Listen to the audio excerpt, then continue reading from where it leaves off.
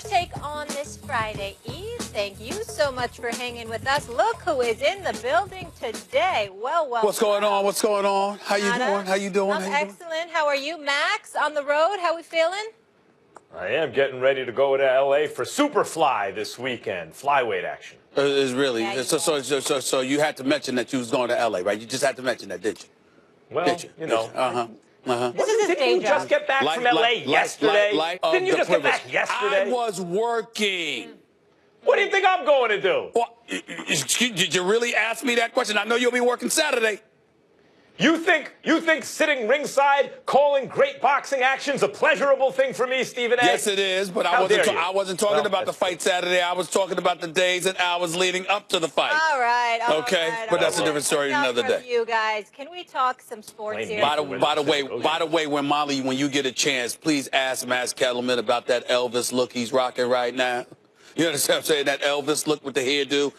Just ask him about that, please. You look very handsome. Right.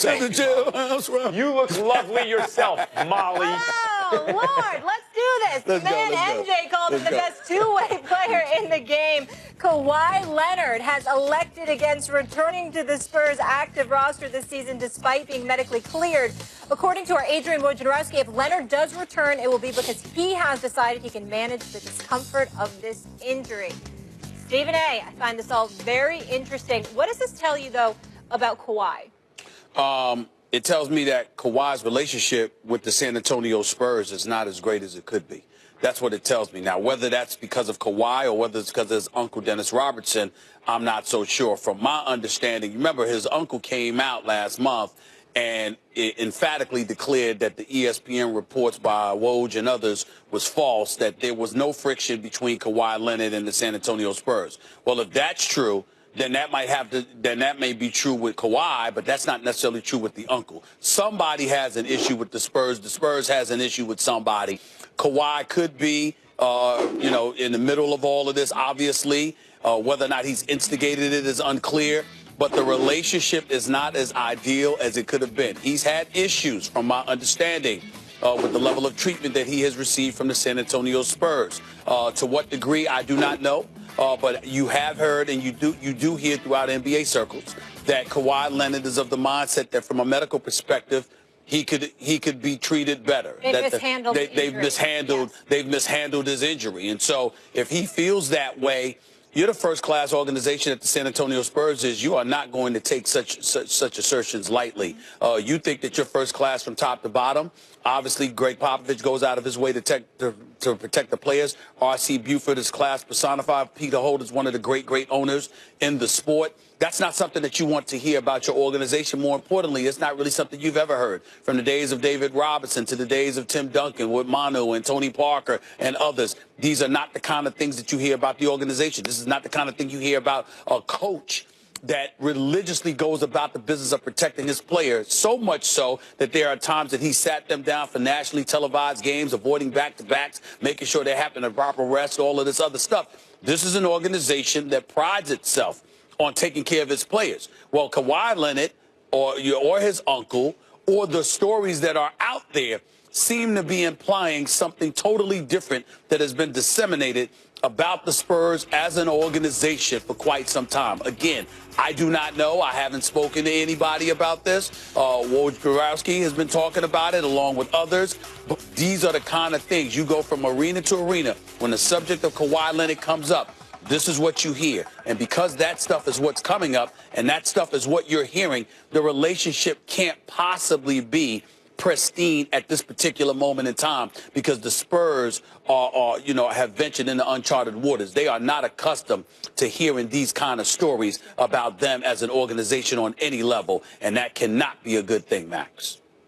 This is one of the most bizarre NBA stories I can remember really in my lifetime when you consider the participants involved. And I think that's why I and you and others, Stephen A., have zeroed in on the uncle. Because the relationship seemed to be in a good place and it's going along and he's getting better and better in the Spurs. And then the uncle takes over the business and now this. And so whether or not it's the uncle, just by logical deduction, that's the thing that seems to be different, right? In a relationship that seems from the outside to be excellent. Before you go on, let me say this.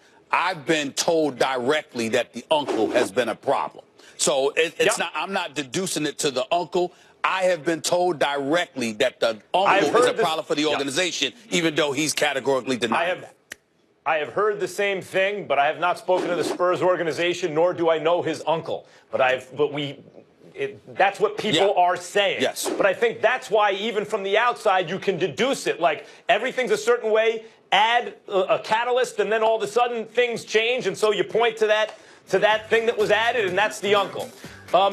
Here's what's so bizarre about it, though, when you just, like, before we get into what's going on with the relationship, Kawhi Leonard, when last seen, I'm here to tell you, Stephen A., I know you say Kevin Durant, and Kevin Durant has more spectacular offense. Kawhi Leonard's one of the best players I've ever seen in my life, in any era. I think he's what Grant Hill would have been, ideally, if Hill never got hurt. I think he's a better version of Scottie Pippen. He is a guy who can carry your offense, take incredibly high percentage shots, work within it, not complain, do everything you want him to do offensively, and hit his shots at an extremely efficient rate, and then while guarding the other player's best offensive player all game as well as is humanly possible. I think Kawhi Leonard was the heir apparent to LeBron James. Nothing against Kevin Durant, who's an all-time great. But I think Kawhi, when healthy, was the second best player. And then you think that when last seen, they were up 20-something on Golden State in Game 1.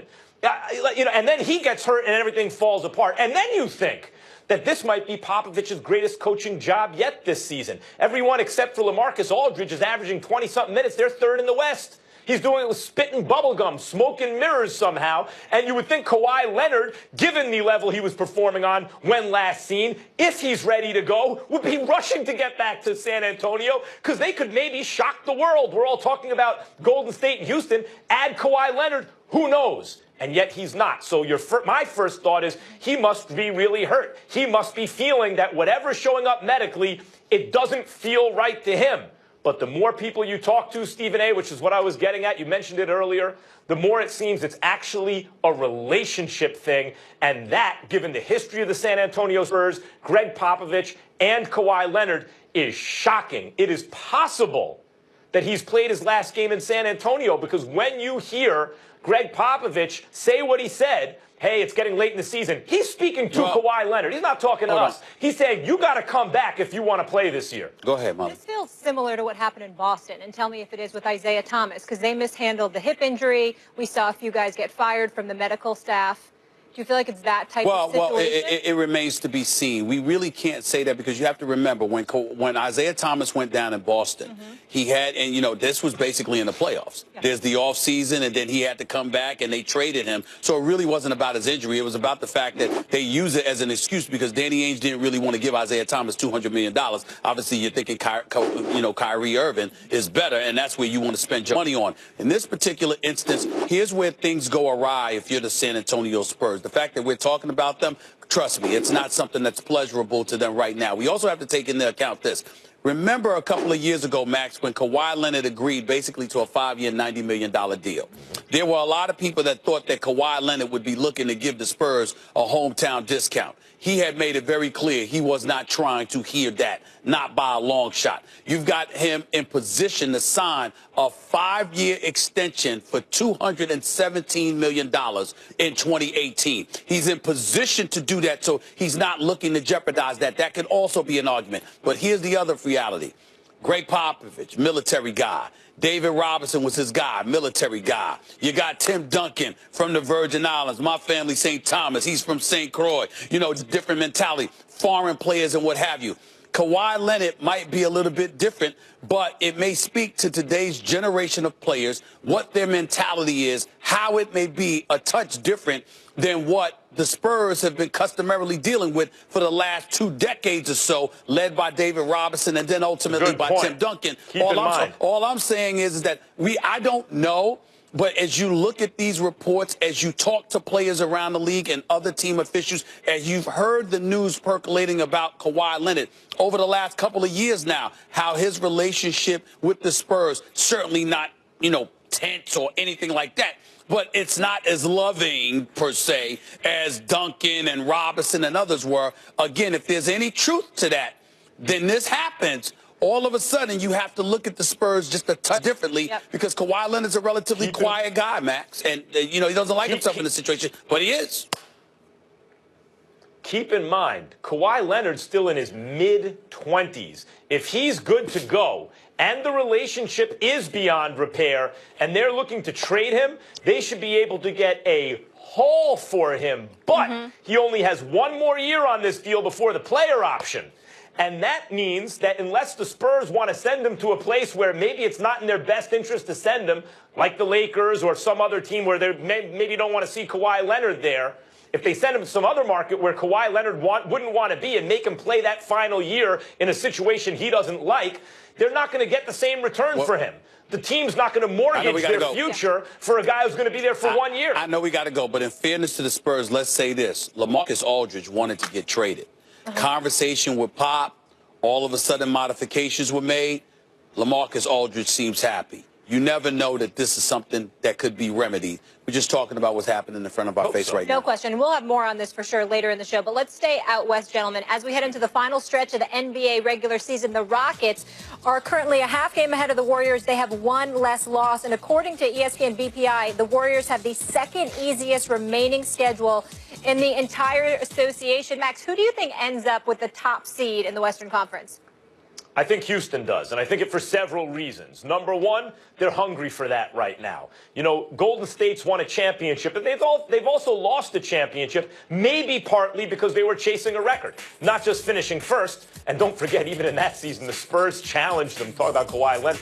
Late in that season, it's like the Warriors have the greatest record of all time. Oh, wait a minute. Are they going to have a better record than the Spurs? So but it wasn't just finishing first, though. It was setting the all-time record, which they did. And you saw Steph Curry playing real minutes in kind of meaningless, otherwise meaningless games late in the season, and then he was physically compromised in the playoffs. I think the Warriors are chastened by that. They've learned their lesson. They want to keep their eyes on the prize. That's winning a championship. And I don't think the Rockets are there yet. I think every little goal still means a lot to the Rockets. They haven't experienced what the Warriors have experienced, and so they're going to be going harder. Also, the peak performance of any team so far in this regular season has been the Rockets. They're the ones who have gone on the longest winning streaks, have beaten the opponents by the widest margins, have kind of Harlem Globetrottered the league at times and looked the way the Warriors did when the Warriors were trouncing the league a couple years ago, even before they got KD, when it was like, wow, this, at least in the regular season, this ain't fair. And then finally, the Warriors bench has been scuffling this year compared to other years. Their starting five is fine,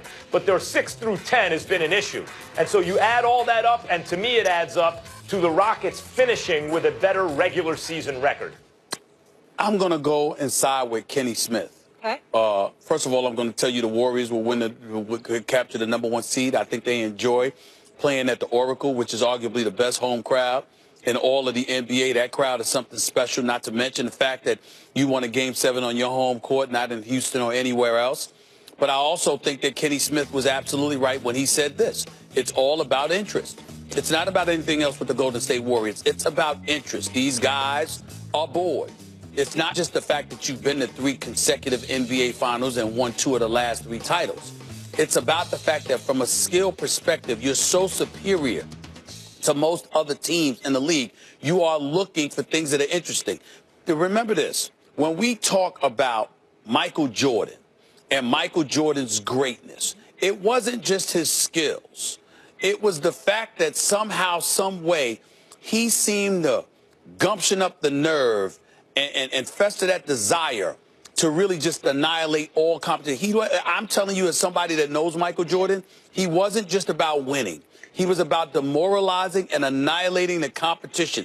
He wanted to strike such fear in your heart. He wanted to destroy your psyche so bad that you didn't even want to come back. You didn't look forward to playing him. He loved it in the same breath when you thought that you could mess with him because he would just take you out.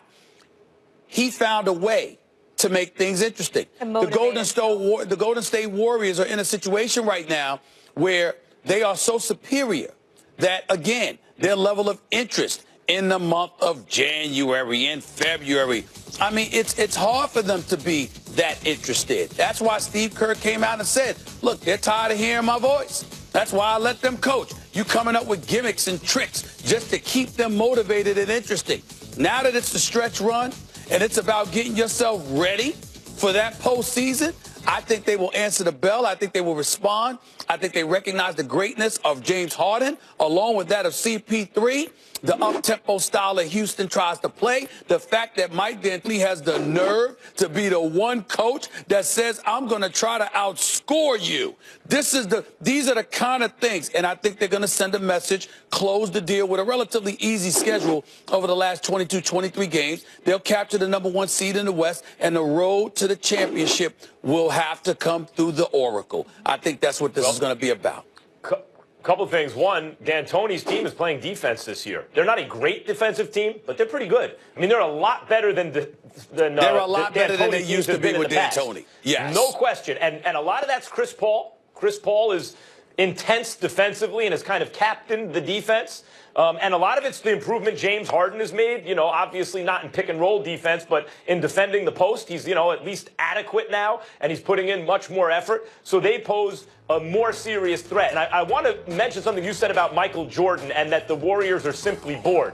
Part of the test of greatness is, can you keep yourself engaged? You know, when you think of, in boxing, Floyd Mayweather, his perfect record meant a lot to him, and a lot of boxing people say, well, yeah, but it's not so important. But it did indicate that every single challenge he took as a unique challenge, and he did not shortchange himself, and he came prepared, and he figured out a way to get it done. You think of Michael Jordan, even Jordan, it seemed, and there were extenuating circumstances, but needed a mental break. You know, he won 3, and then he took basically 2 years off and came back and won another 3. And sure, we all believe he'd win 8 in a row, but he didn't do that. And there's a difference between saying you think he can and actually doing it. When you look at a dynasty like the Celtics had in the 50s and 60s, to win it every year like that, when you see what LeBron is doing, not to win it, but to get there every single year, there's a reason that stuff is not done, because it takes a kind of dedication and focus and will to not be bored, to focus at the task at hand. And if that's what you think is happening in Golden State, and you're right, Steve Kerr basically said so,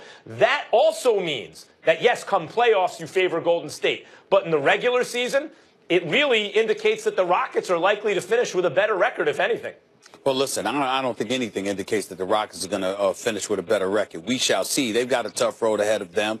You never know when they'll hit a wall. I don't anticipate that it'll be anything catastrophic. We're just talking about who's going to be a 1 and a 2 seed, because I definitely think it's going to come down to those two. San Antonio, for obvious reasons, are now on the outside looking in terms of those top 2 spots. OKC, same situation. And who else is there to look at in the Western Conference in terms of being a legitimate threat? So the Western Conference clearly is coming down to Houston and the Warriors, and the only way, as far as I'm concerned, that Houston gets that #1 seed is if they prioritize literally going all out to get the #1 seed and getting home court advantage. And in order to do that, you have to continue to play James Harden the way that you've been playing him, giving him the minutes that you've been giving him, along with that of Chris Paul. And I think that they've learned from last year when James Harden just ran out of gas, okay, and Chris Paul, who's had some injuries in his past. I think you want to get to a point where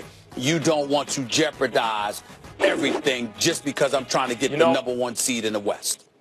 I don't know that they have to. One of the advantages of having James Harden and Chris Paul is the minutes can overlap. You can always have a great, like an all-time great floor general on the floor 48 minutes of every game without really burning too many minutes for either guy. And I saw Second Spectrum, Stephen A., the analytics that I mentioned a couple days ago, how to defend the Rockets. How do you defend them? Nothing works. Really? There is no defense. The only thing I saw was you could blitz the ball handler, but it was a very small sample size. So some numbers crunches with these kind of glasses were sitting at their computer and telling you there's no way to defend the Rockets. Is that what you're telling me?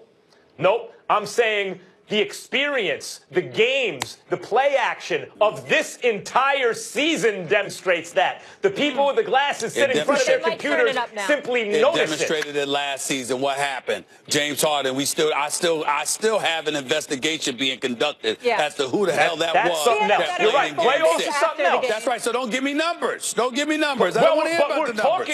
We're talking about who's going to finish with the top seed. And if you haven't noticed, when CP3, James Harden, and Clint Capella all play, they virtually never lose. Yeah, I think they've lost twice. But all the great ones continue to motivate themselves. We see it with the Patriots. Find that bulletin board material. Don't you love Max's words? Virtually never lose. Listen, I'm virtually never lose. How does that work? I didn't get to go. Doesn't that mean they lose? Doesn't that mean they lose occasionally? I mean, virtually never lose. What does that mean? More occasionally than anyone else, and that's what we're talking about. We got a fun one Saturday, prime time, and it'll be the Thunder and the Warriors. So looking forward to that. Still to come was Doug Peterson being disrespectful to Nick Foles when he said the Eagles would have won the Super Bowl with Carson Wentz as well.